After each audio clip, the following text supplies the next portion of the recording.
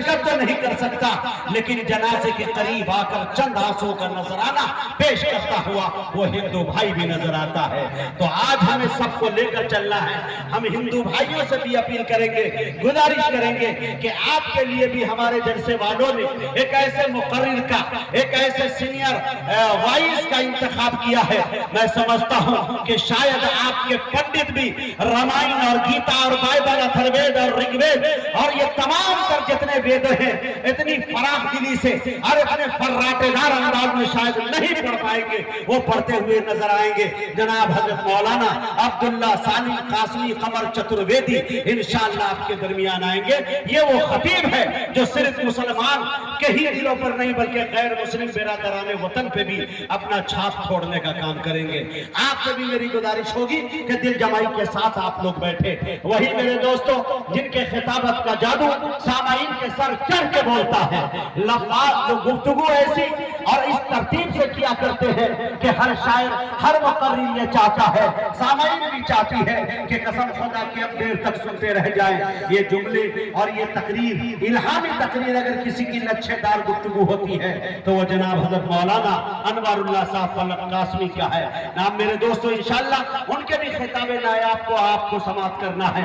وہی میرے دوستو ایک موقر عالم دین جناب حضرت مولانا عبدالرؤوف صاحب انشاءاللہ قاسمی دعوت برکاتہم العالیہ، ان کے بھی خطاب نایاب کو آپ کو سماعت کرنا ہے۔ وہی آپ کے اس بستی کی نمائندگی حیدرآباد تلنگانہ کی سرزمین میں کرنے والی شخصیت جناب حضرت مولانا مفتی عبدالخالق صاحب دعوت برکاتہم العالیہ پوری توانائی کے ساتھ ماشاءاللہ مہمانوں کے قدم میں قدم ملا کر چل رہے ہیں اور جلسے کو کامیاب کرنے کی کوشش کر رہے ہیں۔ جناب حضرت مولانا نذر الحق صاحب ان کے فرزند ہے، ساجد یا اسجد بھائی شاید ہے، نام ان دونوں میں سے کوئی ایک ہو سکتا ہے۔ میرے ایک بھائی ہے امتیاز عثمانی، سوشل میڈیا پہ آپ دیکھتے ہوں گے، 2-3 مہینے پہلے ان کے توسط سے یہ پروگرام ہم تک منتقل ہوا کہ مجاہد میرے بھائی نے مجھ سے فون کیا کہ بھئیہ آپ سے ایک ریکویسٹ ہے، ایک درخواست ہے کہ میرا دوست لوگ وہاں پروگرام کر رہا ہے، تھوڑا سا آپ اپنے لفافے کو ڈاؤن کرتے ہوئے وہاں پہنچ جائیے۔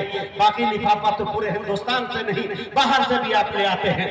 میں ماشاءاللہ یہ لبیک کہتا ہوا آپ کے درمیان آ گیا۔ ایک بات اور بتاتا چلوں، وہ کیا کہتے سرزمین بہرائچ کی سرزمین محتاج تعارف نہیں ہے میرے دوستو۔ اس سرزمین سے ایک شاعر آج سے 7 سال 10 سال پہلے اس سرزمین سے اٹھتا ہے، 3.5 فٹ کا یہ لہجہ پورے ملک ہندوستان کے نعتیہ مشاعرے اور جلسہ سیرت النبی، مدح صحابہ، مظاہرہ غیرت کی محفل میں آندھی اور طوفان بن کر چھا جاتا ہے اور جلسے کی ضرورت بن جاتا ہے، جسے دنیا جناب اشفاق بہرائچی کے نام سے یاد کرتی ہے۔ یہ نام آپ کے سر فہرست موجود اسٹیج پر ہے، انشاءاللہ وہ بھی تشریف لا چکے ہیں۔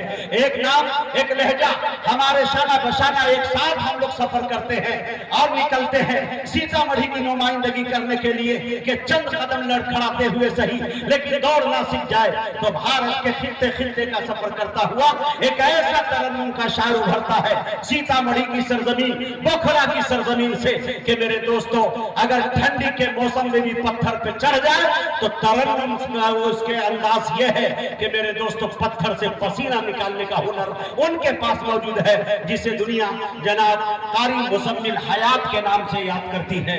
ماشاءاللہ پرزنٹ ابھی اس وقت میں مکھیا بھی ہے، مکھیا جیسے پد سے بھی ہے، دعائیں آپ کی رہی تو وہ انشاءاللہ ودھائک بھی لڑ سکتے ہیں۔ اللہ کرے کہ یہ معاملہ ہمارے شاعری برادری اسی طرح سے ودھان سبھا سانسد تک پہنچے۔ مجھے آج اس بیچ میں ایک بات کہتے ہوئے فخر ہو رہی ہے اور میں محسوس کرتا ہوں اور فخر سے ایک بات کہتا ہوں آن دا کیمرہ، ماشاءاللہ میڈیا کے تمام کرمی لوگ یہاں پہ موجود ہیں۔ ہماری قبیلے کا ایک شاعر ہماری فہرستوں سے نکلتا ہے اور پارلیمنٹ تک کا سفر کرتا ہے، میرے ایک اچھے دوستوں میں سے ہے جناب عمران پرتاپ گڑھی۔ جب میں نے دیکھا وقت بل کا معاملہ آیا تو جب میں نے اسپیچ ان کی سنی، خدا کی قسم میں نے فوراً فون کر کے اور ان کے موبائل پہ ورک شاپ پر کہتے کہا کہ آج میرا قبیلہ سینے کا بٹن کھول کے کہتا ہے کہ شاعر چاہے تو ہندوستان کے اندر اگر شاعر یہ انقلاب जिंदाबाद का नारा दे सकता है तो संसद भवन की दीवारें हिला सकता है। ये नाम इमरान प्रतापगढ़ी का था। आज माशाअल्लाह अब्दुल्ला सालिम भी ये कोशिश में प्रयास में लगे हुए हैं। धीरे धीरे जस्ता जस्ता लोग यहाँ तक पहुंचने की कोशिश कर रहे हैं। मैं मुबारकबादी पेश करता हूँ। वही मेरे दोस्तों, आपके जिले के अंदर, आपके इलाके के अंदर छोटे बड़े प्रोग्रामों में शिरकतें होती रहती है। बहुत प्यारे तरन्नुम के मालिक है, अच्छा लहजा है, कारी तौहीद अनवर तौहीद साहब, जामा वो क्या कहते हैं लूची बागान मस्जिद के इमाम खतीब भी है माशाअल्लाह, बड़े मेहमान नवाज है, अच्छे हमारे अजीज है माशाअल्लाह। में हम लोग अपने पलकों पे बिठा के इन्हें रखते हैं माशाअल्लाह, वो भी नाम यहाँ मौजूद है।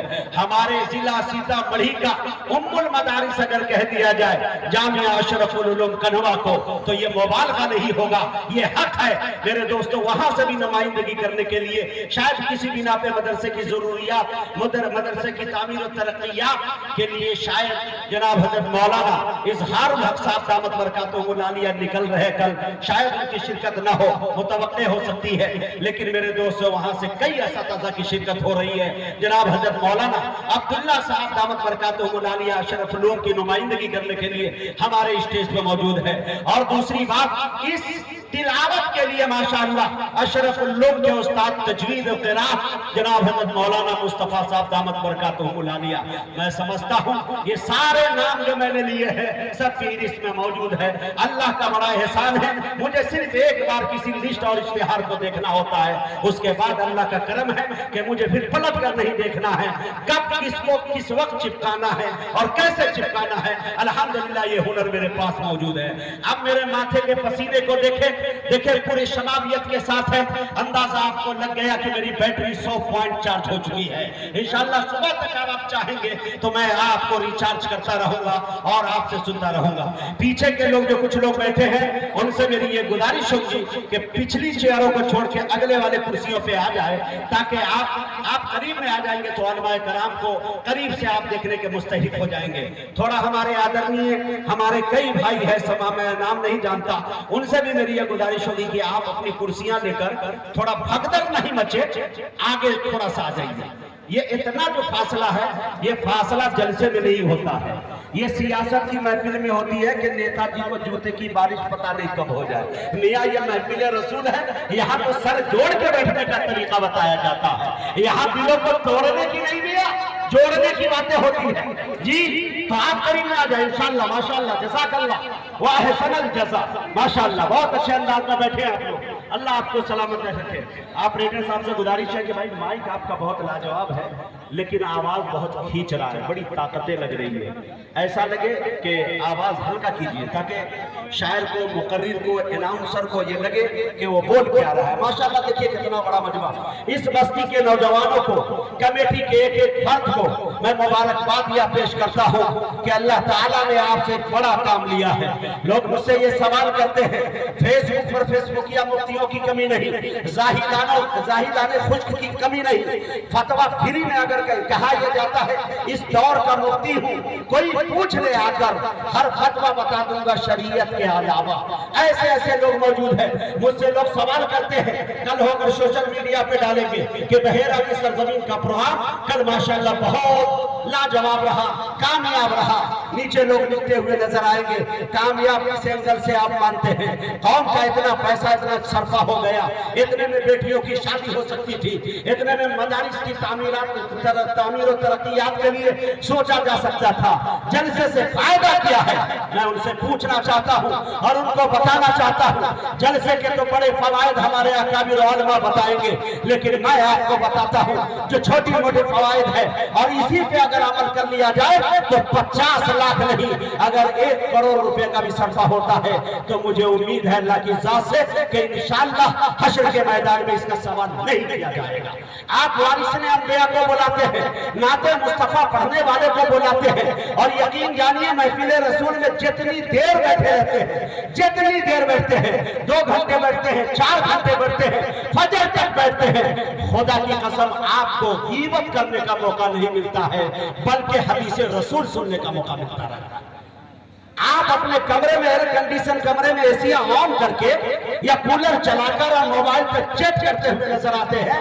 انسٹاگرام پر اور سوشل میڈیا پہ نہ جانے کیسی کیسی تصاویریں آپ کے نگاہوں کے سامنے سے گزرتی ہے. کم سے کم 4 گھنٹے آپ ذکر رسول میں آپ کا گزرتا ہے. یہ کم نہیں ہے، یہ بہت بڑی بات ہے.